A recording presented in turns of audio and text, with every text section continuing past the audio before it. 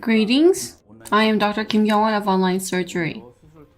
I am honored to discuss about surgery with you today. Let's look at the panoramic image. 51-year-old male patient. The patient does not have any special systemic disease. At the time of patient visit, due to secondary caries in the posterior bridge, which was made in the past, there was pain and discomfort. As you can see on the apical side of number 7, there is wisdom tooth, which is impacted deeply. On the panoramic image,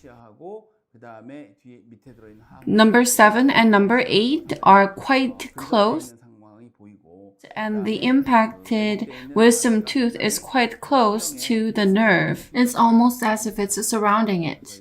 I looked at CT 6, which has been missing for a significant period of time.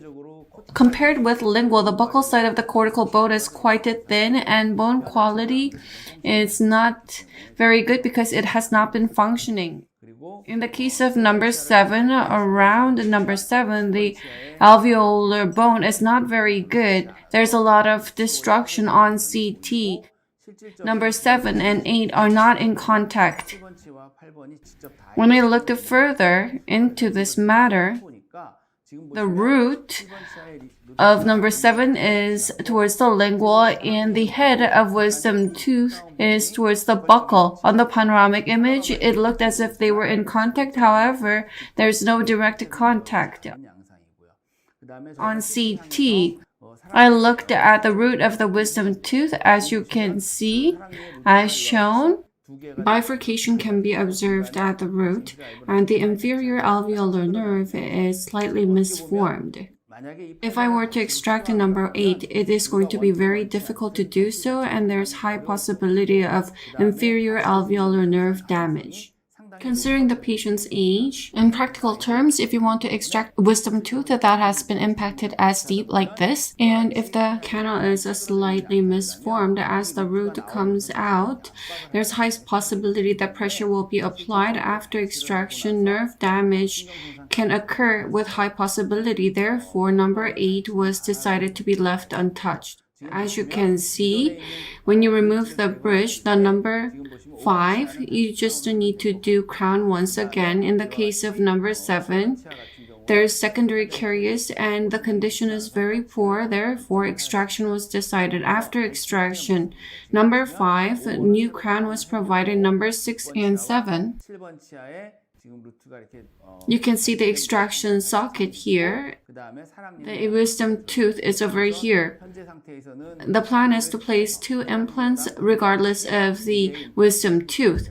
OneGuide was used and digital guide was to be used for implant placement. Surgical report is as shown. In the case of number 36, TSⅢ 5.0 by 10 mm was planned, and the distance with inferior alveolar nerve was okay.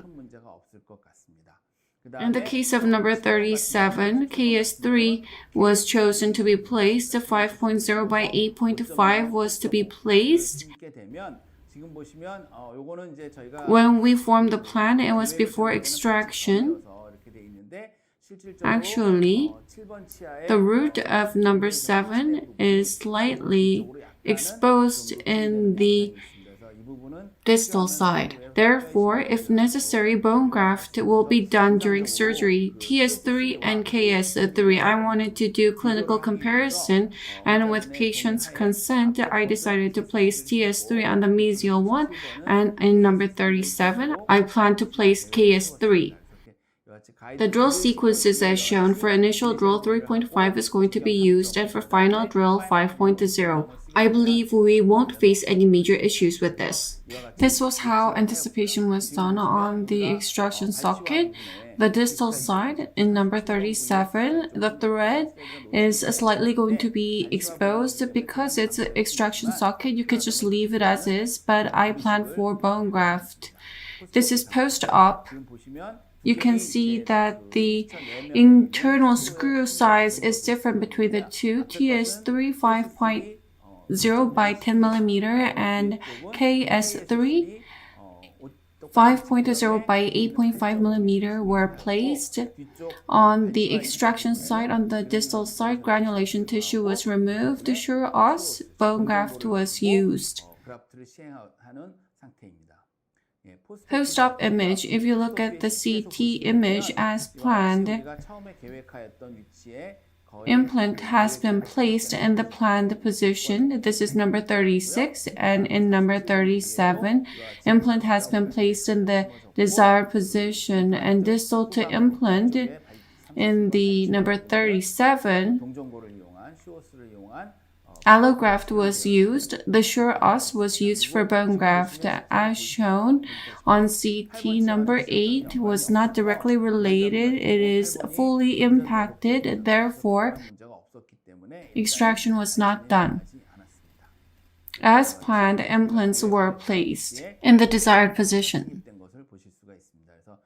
In number 36, implant has been placed TSⅢ, 5.0 by 10 millimeter, and in number 37, 5.0 by 8.5 millimeter KSⅢ implant was placed and bone graft was done on the distal side.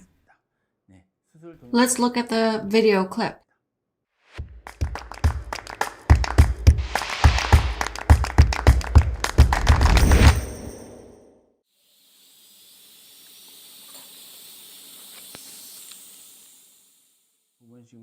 As you can see, OneGuide surgical template has been adapted to check whether it fits well. Mirror is being used to see if it fits with the adjacent teeth. Tissue punch is used to punch the gingiva.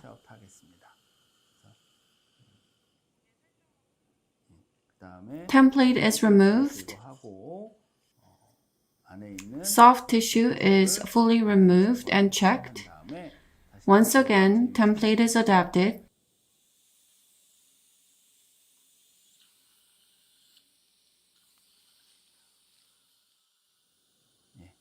Initial drill is used for drilling. In number 36, 3.5 by 10 millimeter OneGuide drill is used. This is a wide hole. You can see that there's gold coating. 5.0 by 10 millimeter OneGuide drill is used. Next, a TSⅢ 5.0 is used. This is BA surface, hydrophilic surface. You irrigate it sufficiently before implant placement. The engine is used to place it about 80%, and then torque wrench is used to find the correct position. In this case, I didn't do it this time around because we're taking film, but if you put your finger and press it, you'll be able to get implant position in a more stable manner. In number 37, initial drilling is done. Although it is posterior area, the patient can open mouth well, so closed type stent was made. Closed type is better than open sleeve type. 3.5 by 8.5 OneGuide drill is used. Next, 5.0 by 8.5 is used for drilling. Next, KSⅢ 5.0 by 8.5 millimeter implant is used. Sufficient irrigation is done. Implant is being positioned. Implant is placed about 80% with engine, and implant driver is used for final depth adjustment. Primary stability is good.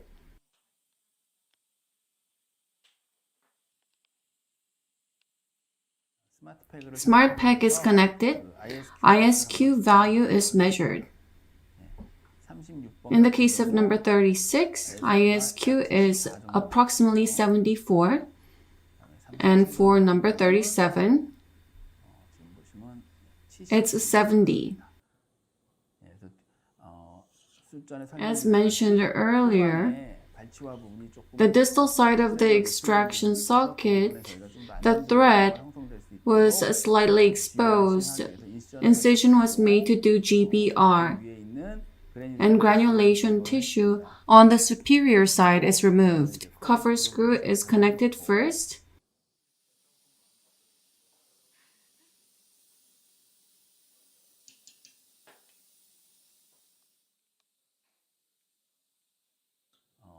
Distal to the implant, you can see that there's a slight thread exposure. Freeze-dried allogenic bone. Sure Osstem type is used for bone graft. I'm slightly adding more. Superior to that, I'm doing bone graft sufficiently.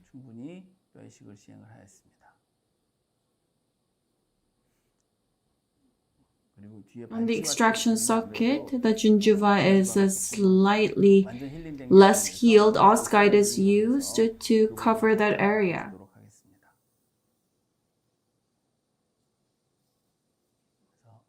I use one layer here. Bone graft, it's not extensive, therefore OssGuide is sufficient. I use 2 layers and do suture. I use 2 layers of OssGuide. Suturing is done in a hidden X method from mesial to distal and from buccal to distal and then to lingual mesial.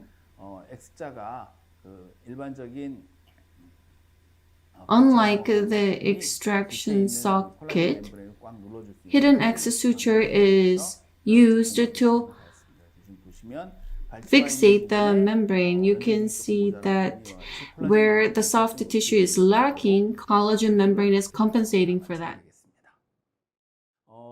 That's how surgery was completed. This was a simple case. The distal side, I used a KS implant, the same diameter implants were used. In the mesial side, TS 5.0 by 10 millimeter was used, and the distal one was KS3 5 by 8.5 millimeter implant. I wanted to look at the long-term results, and I wanted to check the stability and safety.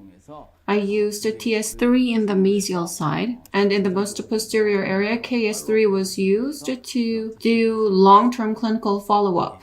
Thank you for watching.